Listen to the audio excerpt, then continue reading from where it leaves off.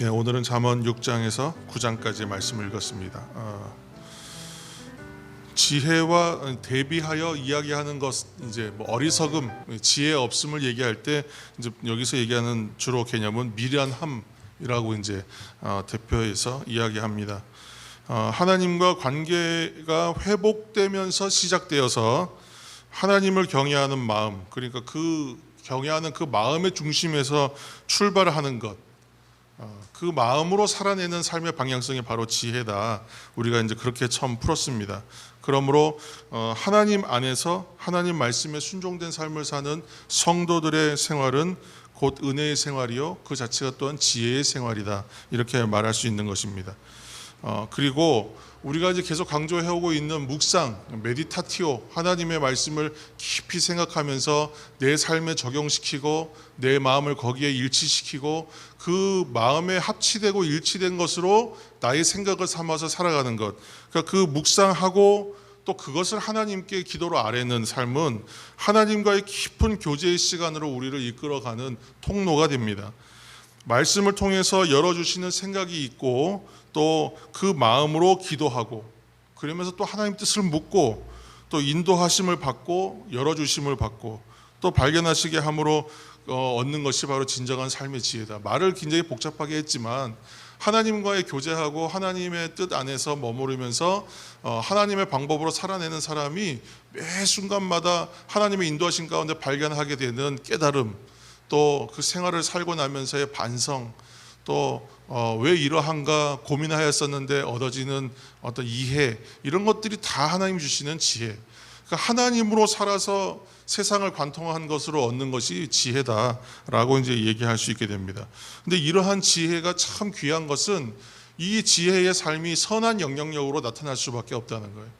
나 혼자 그냥 그렇게 잘 살면 끝나는 것이 아닙니다. 그렇게 살아냄으로 인하여 성도 한 사람이 삶을 잘 살게 되면 많은 이들이 그의 삶을 통해서 그리스도의 향기를 느끼게 되는 것이죠. 그 누가복음 10장 37절 그 이하에 보면 선한 사마리안 비유가 나오는데 그 이야기에서 주님이 말씀하실 때에 누가 그들의 이웃이 되겠느냐라고 했을 때에 자비를 베푼 사람입니다. 이렇게 대답했는데, 그러니까 이와 같이, 그리고 나서 한 얘기가 가서 너도 이와 같이 하라, 이렇게 말씀하시잖아요. 그러니까 곧 사랑과 자비를 유통하는 삶의 자리가 이웃의 자리입니다. 그러니까 이 이웃에서 직접적으로 다치고 넘어지고 쓰러진 사람을 일으켜주는 직접적 행위도 중요하지만 선한 영향력, 잘 살아내는 것으로 인하여 사람들에게 본이 되고 사람들에게 그 잘 살아가는 모습들 속에서 감동을 받잖아요. 그러니까 신념과 어떤 뜻이 참 옳고든 사람이 살아가는 삶을 보면 사람들이 감동을 받아요. 시키지 않아도, 주장하지 않아도. 그것처럼 그것이 바로 선한 이웃이요, 영향력 있는 이웃이요, 자비를 베푼 사람, 곧 이웃이 될 수 있는 것이죠. 그래서 사랑하는 성도 여러분, 지혜로운 삶을 추구하시는 저와 여러분 되시기를 이 새벽 예수님으로 축원합니다. 하나님과 깊은 교제의 시간이 예배, 그리고 묵상, 경건, 기도의 시간, 이 시간들을 사모하시기를 또한 다시 한번 축원합니다.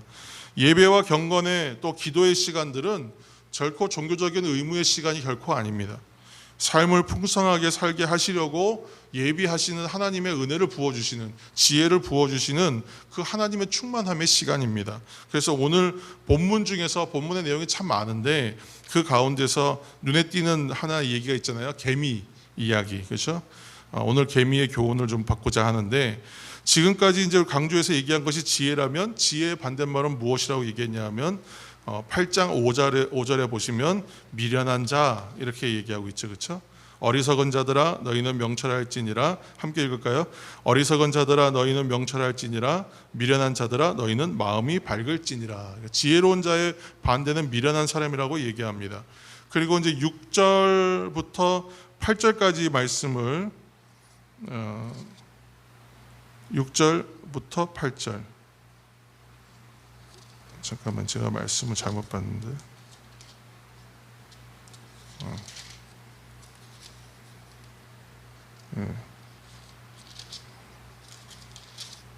네, 6장 6절부터 8절까지.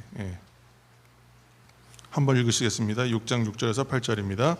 게으른 자여 개미에게 가서 그가 하는 것을 보고 지혜를 얻으라. 개미는 두령도 없고 감독자도 없고 통치자도 없으되 먹을 것을 여름 동안에 예비하여 추수 때의 양식을 모으느니라. 이렇게 돼 있죠. 그래서 개미에게는 두령도 없고 감독자도 없고 통치자도 없다. 그러니까 뭐 이 과학적으로 맞는 얘기인지 잘 모르겠지만 개미가 누가 지시해서 하지 않는다. 아무도 보는 사람이 없어도 최선을 다하고 있다. 이제 이 얘기를 하는 것이죠. 그래서 개미는 아무도 보는 이가 없어도 최선을 다하고 자신의 맡겨진 역할에 충실하다. 곧 본질에 맞게 산다. 이제 그런 얘기입니다.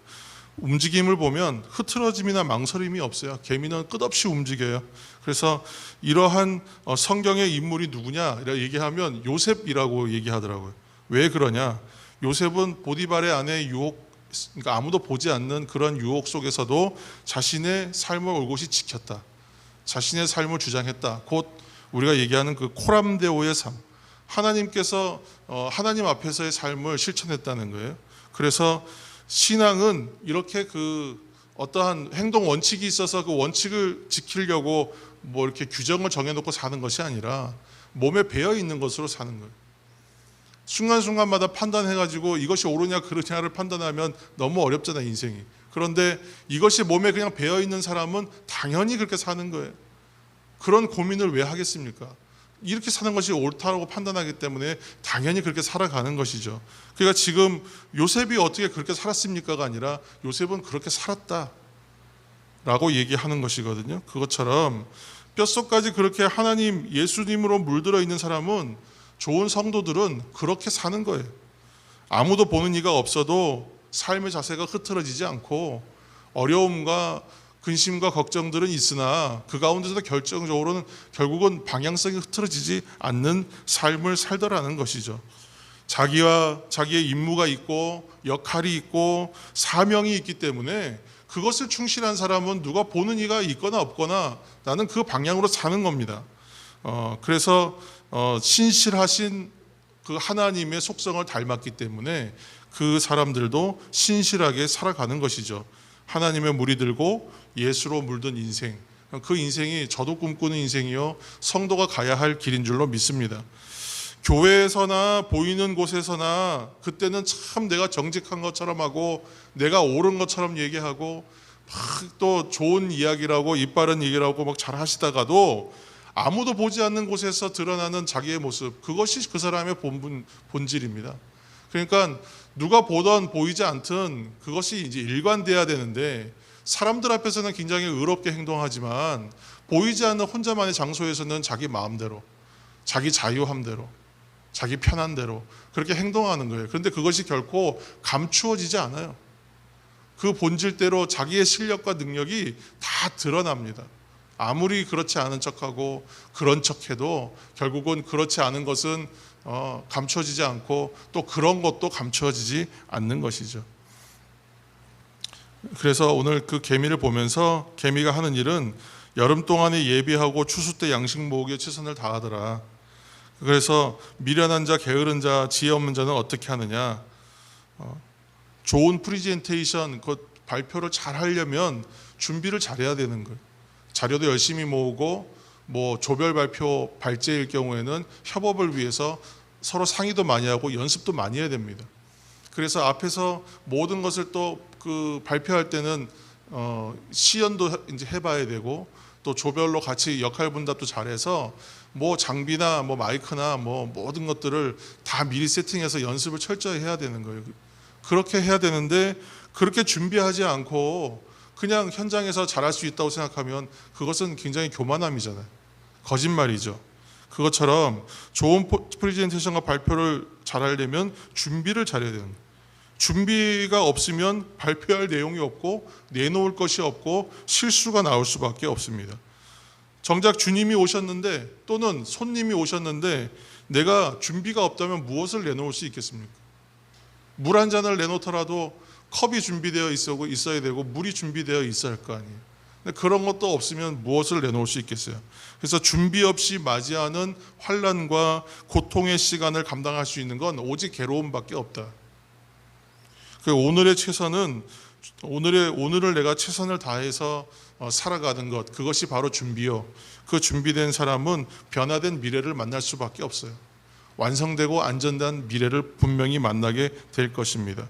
마태복음 25장 26절 이하의 달란트 비유에서 한 달란트 맡았던 종에게 예수님께서 주인이 그 이제 달란트를 돌려받으며 주인이 하는 이야기가 무엇입니까? 그 주인이 대답하여 이르되 악하고 게으른 종아, 나는 심지 않은 데서 거두고 해치지 않은 데서 모으는 줄로 내가 알았느냐? 이렇게 이제 질책합니다. 근데 왜 그 중립적 의미는 그런 거죠. 주인의 뜻을 한 달란트 받은 종은 몰랐다, 이렇게 우리는 해석할 수 있습니다. 그러나 사랑하는 성도 여러분, 제가 항상 드리는 말씀이지만 사람이 그 안에 있는 진리를 깨닫지 못하느냐? 그렇지 않다 그랬잖아요. 자기한테 유리한 쪽으로 선택하는 거라고 말씀드렸어요. 그러니까 결국은 게으른 사람은 진리를 대적한다는 거예요. 여기서 말하는 미련한 자는 진리를 대적하는 거예요. 그러니까 자기가 옳지 않은 것인 줄 알면서도 그것을 선택해요. 그거는 진리를 거부하는 거예요. 그러니까 진리를 대적해요. 진리가 자신의 게으름과 내 실력과 나의 본질을 폭로해버려요. 하나님의 진리가 내 실력과 나의 지금 현실을 그대로 폭로해버립니다. 드러내버려요. 그렇기 때문에 오늘 그 성경 가운데 보면, 이런 그 잠언에 보면 7사람이 거리에 사자가 없다고 말해도 게으른 사람은 사자가 있다, 이렇게 말해요. 무슨 얘기냐면 사자가 없다고 인정하는 순간 자신의 게으름이 폭로되는 거거든요. 그러니까 지금 밖에 나가라고 하는데 밖에는 7마리 사자가 있기 때문에 나갈 수가 없다고 말하는데 거짓말이라는 거죠. 자기가 나가기 싫기 때문에, 안 나갈 거기 때문에 그런 핑계를 댄다는 거예요. 곧 진리를 가리켜 자신의 합리화의 도구로 삼아버리는 거예요. 예수님께서 그 요한복음 3장 20절에 악을 행하는 자마다 빛을 미워한다 그랬어요. 그리고 빛으로 오지 않는다. 왜냐하면 그 행위가 드러날까 봐 두려워서. 그렇게 말씀하셨거든요. 근데 오늘 제가 이 이야기들의 결론을 맺을 때에 데살로니가전서 5장 6절에 보면 우리는 다른 이들과 같이 자지 말고 오직 깨어 정신을 차릴지라 그랬습니다. 깨어 있으라는 말로 이 말을 다 성립하고 정리할 수가 있습니다. 주 안에서 하나님 나라를 사는 성도들은, 곧 지혜로운 사람들은 깨어 있는 사람들이죠. 그래서 데살로니가전서 5장 14절 말씀에 형제들아 너희를 권면하노니 게으른 자들을 권계하여 마음이 약한 자들을 격려하고 힘이 없는 자들을 붙들어주며 모든 사람에게 오래 참으라 그랬습니다. 데살로니가 5장 14절 말씀을 시간이 되실 때에 한번 깊이 묵상해 보시기 바랍니다. 우리가 행해야 할 자리가 어디까지 가야 하는지를, 책임 맡은 자들의 자리가 어디인지를 말씀해 주는 말씀입니다. 그래서 우리가 연약한 사람들 이렇게 품어 안는 것 어렵지 않습니다. 그거 해야 되는 일입니다. 그러나 미련한 사람들 품는 것 굉장히 어렵습니다. 왜냐하면 진리를 대적하기 때문에, 본질을 왜곡하기 때문에, 자기 합리화를 꾀하기 때문에 그분들이 참 어렵습니다. 그래서 이분들을 향하여 할 때는 권면해야 할 것이고, 또한 게으른 자들을 권고해서 그들이 선한 길로 나올 수 있도록 우리가 애써야 할 것이고, 또 마음이 약한 자들은 격려해야 할 것이고, 힘이 없는 자들은 또 붙들어줘야 할 것이고, 그리고 마지막에 모든 사람에게 대하여 오래 참을 수 있어야 한다는. 여러분 참 어렵죠. 그러나 우리가 지혜의 삶, 하나님 안에서의 뜻을 따라가는 인생들은 하나님의 인도함 가운데 이 일들을 성령의 은혜로 말미암아 또한 넉넉하게 하실 그 은혜가 우리 가운데 임할 줄로 믿습니다. 여러분 함께 이 일들을 행하셔서 아름다운 교회 공동체를 세워가고 또 서로의 그 아름다운 이웃이 되어주는 그런 지혜의 삶을 추구하시고 살아가시는 성도가 다 되기를 예수님의 이름으로 축원합니다. 기도하겠습니다. 오늘도 함께 말씀 붙들고 기도하실 때에 아버지 하나님, 게으른 자로 살지 않게 하시고 깨어있는 자 되게 하여 주시고, 하나님 또한 주시는 지혜의 삶, 하나님이 인도하시는 지혜의 삶을 살아가게 하여 주셔서 약한 자들을 끌어안고 미련한 자들을 권고하고 또 모든 사람에 대하여 오래 참으면서 주님이 우리에게 하셨던 것처럼 그 사랑과 자비로 행하여 그들의 이웃이 되어주는 사람, 자비를 베푸는 사람 될 수 있도록, 지혜의 삶을 살아가는 사람 될 수 있도록 주님 인도하여 주옵소서. 우리 아름다운 교회를 세워가기를 원합니다. 특별히 사랑다분 교회의 새로운 이 시기, 어려운 시기를 견뎌내므로 또 부흥의 시기를 맞이하기를 원합니다. 아버지, 한 기도와 말씀과 묵상으로 하나님 앞에 바로 서서 한 사람이 성도 되게 하시고 교회 되게 하셔서 우리가 온전히 주님이 주시는 부흥을 경험하게 하여 주옵소서. 기도하시면서 함께 중보하실 때에 계속해서 우리 이경숙 권사님 위해서 또 중보해 주시기 바랍니다. 함께 통성으로 이 시간 기도하겠습니다.